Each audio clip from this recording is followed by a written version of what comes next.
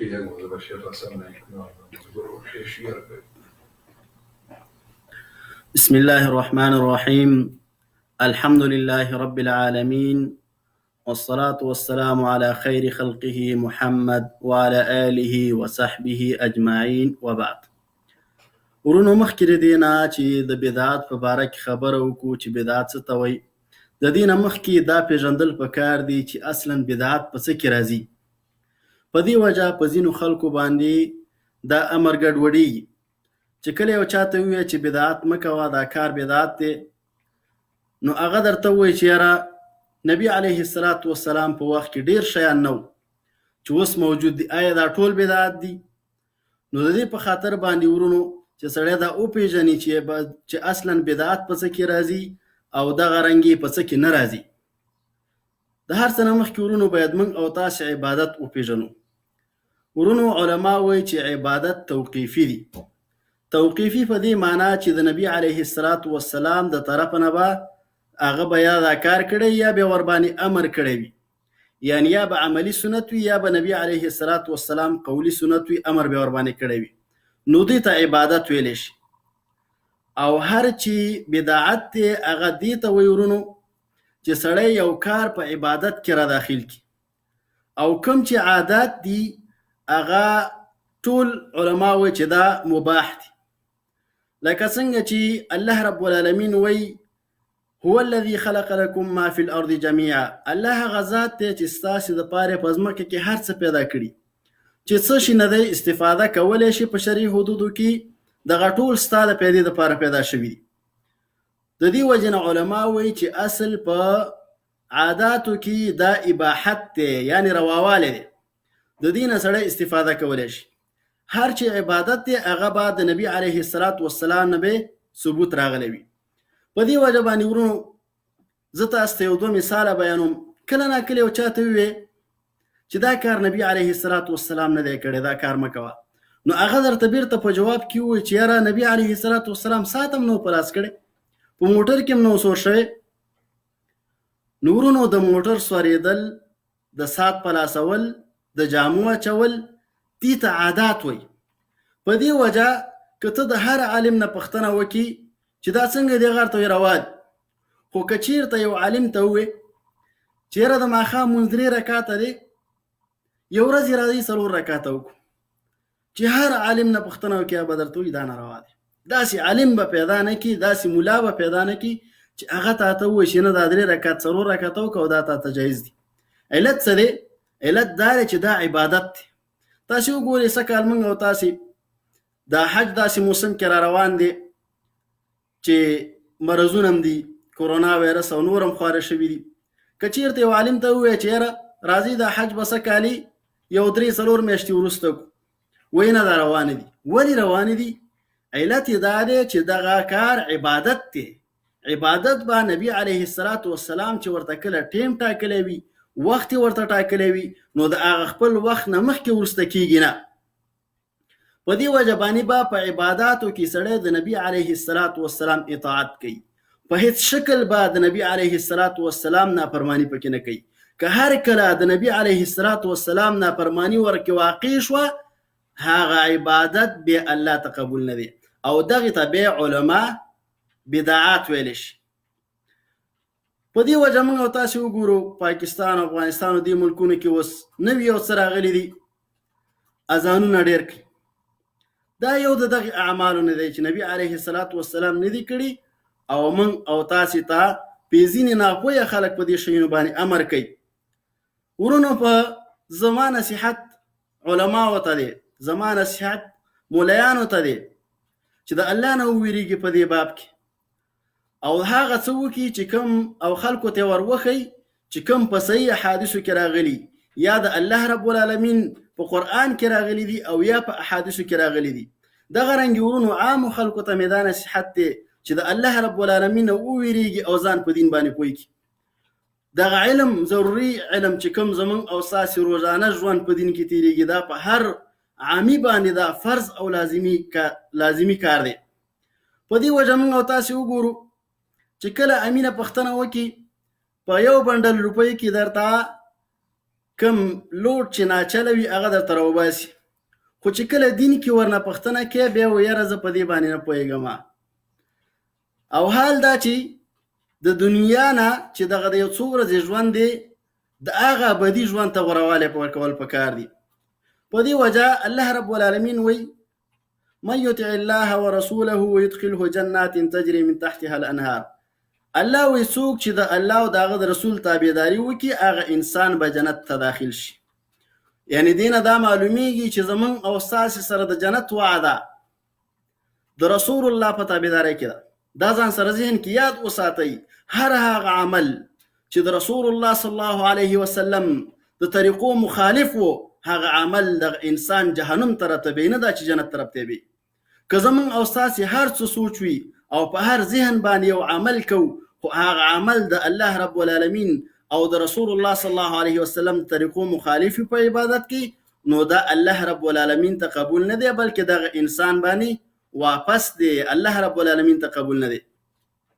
دغه رنګي الله رب العالمین په بل آیت کې وایي ومن یعص الله ورسوله ويتعد حدوده يدخله نارا خالدا فيها. څوک چې د الله او د هغه د رسول نافرمانی وکړي او د الله حدود او پولونه واوړي الله رب العالمین به اورته داخل کی. دا آیات ساتي چې په عبادتو کې هر هغه عمل چې د رسول الله صلی الله علیه وسلم د اعمالو مطابق نوي دغه عمل الله رب العالمین ته قبول نه دی. زمون او اساس سره د جنت وعده د رسول الله صلی الله علیه وسلم په طریقو کې ده، او دغه رنګ زمون او اساس سره د جهنم وعده د رسول الله صلی الله علیه وسلم د طریقو په مخالفت کې ده. چې څوک د رسول الله صلی الله علیه وسلم د طریقو مخالفت کوي نو دغه انسان به جهنم ته داخلي. ترڅو پورې به ورونو موږ او تاسې په دې نوم باندې چې دا سړی وابي دی چې زموږ او ستاسې هوا ته برابر نشي، په ذهن هم یو عمل جوړ را نشي، ډایرکټ یو دا سړی وابي دی، ډایرکټ یو زه حنفي یم او دا سړی وابي دی. ورونو ترڅو پورې موږ او تاسې د حنفیت شاته پټ یو او خلکو ته خلک به بېلارې کوو او په بېدینو لارو باندې بیا روانو.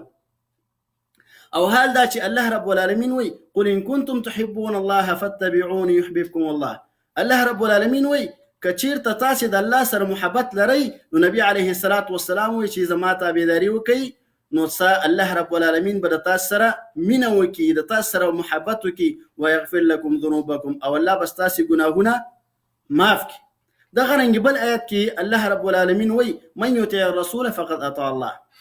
څوک چې د رسول الله صلی الله علیه وسلم تابعداري وکړي د الله تابعداري وکړه. څوک چې د رسول الله صلی الله علیه وسلم تابعداري وکړي دغه انسان د الله رب العالمین تابعداري وکړه. بل آیت کې الله رب العالمین وی کزه آیات هم ډیر زیات دي، آیتونه دی باره کې ډیر زیات دي. الله رب العالمین وی لقد كان لكم في رسول الله اسوه حسنه. یقینا واستاس د پاره د رسول الله صلی الله علیه وسلم په طریقو کې ښه طریقه چې د هغه د طریقو تابعداري وکړي په عباداتو کې، او هر چی عادات دي چې مخکې ما ذکر کړل په هغه کې اصل رواواله دي، نو انسان ته دا روالی چې په هغه کې هر هغه څه استعمال کې اگر کده رسول الله صلی الله علیه وسلم په وخت کې موجود نه وي. تاسو سوچ وکړئ نبی علیه الصلاة والسلام په هغه وخت کې موږ او تاسو ته خبر را کړی دی کچیرته ورسته څوک ژوند وکړي نو دغه انسان به مخالفتونه ګوري، نو په دې وخت کې به انسان څه کوي؟ رسول الله صلی الله علیه وسلم وی من يعيش منكم فسيرى اختلافا كثيرا. څوک چې تاسو نه ژوند وکړي نو خامخا ډیر اختلاف او ګوري. فعليكم بسنتي وسنة الخلفاء الراشدين من بعدي. نو تاسو په دغه وخت کې زما د سنتو تابعداري وکړي او د خلفای راشدینو چې ابو بکر، عمر، عثمان، علي رضی الله عنهم د دې تابعداري وکړي. په دې وخت کې د بل چا خبره مه منئ. تمسكوا بها وعضوا عليها بالنواجذ. تاسو په دې باندې کلکې منګولې ولګوئ او داسې محکم لکه څنګه چې یو شی انسان کله وغواړي چې کلکې ونیسي نو د دې ژامې په غاښونو کې ونیسي. دغه رنګ په دې سنتو باندې عمل وکړئ. وإياكم ومحدثات الأمور. او ځان د نویو کارونو وساتئ. فإن كل محدثة بدعة. یقینا هر نوی شی، هر هغه څه چې په دین کې نوی عبادت را داخليږي دا گمراهي او بدعت. یو ورونو د دې بدعاتو نه چې نصف شعبان باندې مشهور دی، د شعبان په میاشت کې په 15 شپه باندې ځینې خلک خاص عبادتونه کوي، په دغه شپه باندې خاص دعاګانې کوي. دا ټول د نبی علیه الصلاة والسلام د طریقو مخالف دي. په دې کې کوم صحیح حدیث نشته دی. الله رب العالمین وی اليوم اکملت لكم دینکم، الله رب العالمین وی نن ما ستاسو د دین مکمل ک، دین پس نور تاسو ته په دین کې زیاتوالی اجازت نشته لري. کوم چې عبادت دي دغه کوم چې د رسول الله صلی الله علیه وسلم نه زده کړه نو په دغه باندې عمل وکړي. د دې وجې نه به نبي علیه الصلاة والسلام مونځ کوه ویلی به صلوا کما رأیتمونی اصلي، داسې مونځ کوئ لکه څنګه چې زه لمونځ کوم، چې زه کومه عبادت کوم دغسې عبادت کوئ. دغه عبادت الله رب العالمین ته قبول دی. ورونو که دې سره سره یو څوک راپاڅېږي او وایي چې نه زموږ او ستا مخالفت په دغه کې موجود دی، نو راځئ چې د الله قرآن ته واپس شو، احادیث ته واپس شو. د الله رب العالمین وایي یا ایها الذین آمنوا اطیعوا الله واطیعوا الرسول. الله رب العالمین وایي ای مؤمنانو د الله اطاعت وکړئ او د الله د رسول اطاعت وکړئ. واولی الامر منکم، او کوم چې حاکمان دي د هغوی تابعداري وکړئ. فإن تنازعتم في شيء فردوه إلى الله والرسول، که چیرته په یو شي کې مخالف شئ د الله قرآن ته واپس کړئ، احادیثو ته واپس کړئ. ان کنتم تؤمنون بالله واليوم الآخر، چې کله دې په یو شي کې شک پیدا شو چې آیا دغه شی سنت دی او که بدعت دی، دغه شی گمراهي ده او که سمه لاره ده، نو دغه عمل د الله قرآن کې وګوره چې کوم الله رب العالمین موږ او تاسو سره لېږلی او د الله کلام دی. که هغې کې دې پیدا کړو نو دا سمه لاره ده. که چېرته هغې کې دې پیدا نه کړو په احادیثو کې وګوره، که په احادیثو کې موجود نه وه نو بیا دغه کوم عمل چې ته کوې د عمل د ګمراهۍ سبب دغه ستا دپاره ګرځي، نو په دې وجه د دغه عمل نه ځان وساته. الله رب العالمین وی فليحذر الذين يخالفون عن امره ان تصيبهم فتنه او يصيبهم عذاب الیم. الله رب العالمین وی ودیریږي کسان چې د نبی علیه الصلاة والسلام مخالفت کوي چې دوی ته به فتنه ورسیږي، یعنی په دنیا کې به د اسلام نه واوړي، کفر او شرک او نفاق به په زړه کې پیدا شي. الله رب العالمین به په زړه باندې مهر ولګوي چې کله دوی د رسول الله صلی الله علیه وسلم مخالفت وکړي، او یا به الله رب العالمین ورته سخت عذاب ورکړي په دنیا یا په آخرت کې. نو تاسو سوچ وکړئ ورونو په هر عمل کې چې سړی د رسول الله صلی الله علیه وسلم مخالفت کوي نو د دې نه دی دغه انسان وویریږي، هسې نشي چې الله رب العالمین دغه انسان په دې عمل باندې راونیسي.